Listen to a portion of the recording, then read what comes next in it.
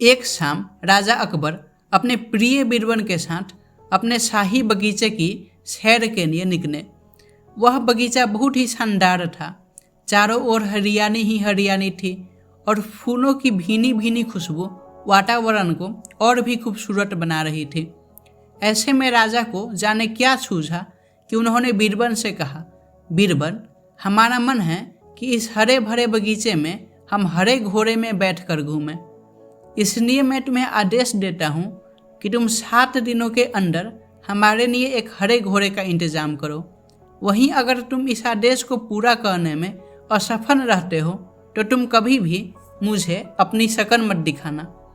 इस बात से राजा और बीरबल दोनों वाकिफ थे कि आज तक दुनिया में हरे रंग का घोड़ा नहीं हुआ है। फिर भी राजा चाहते थे कि बीरबल किसी बात में अपनी हार स्वीकार करे। इसी कारण उन्होंने बीरबल को ऐसा आदेश दिया। मगर बीरबल भी बहुत चालाक थे। वो भली भांति जानते थे कि राजा उनसे क्या चाहते हैं, इसलिए वो भी घोड़ा ढूंढने का बहाना बनाकर 7 दिनों तक इधर उधर घूमते रहे। 8वें दिन बीरबल दरबार में राजा के सामने पहुंचे और बोले, महाराज, आपकी आज्ञा के अनुसार मैंने आपके लिए हरे घोड़े का इंतजाम कर लिया है, मगर उसके मालिक की 2 शर्तें हैं। राजा ने उत्सुकता से दोनों शर्तों के बारे में पूछा।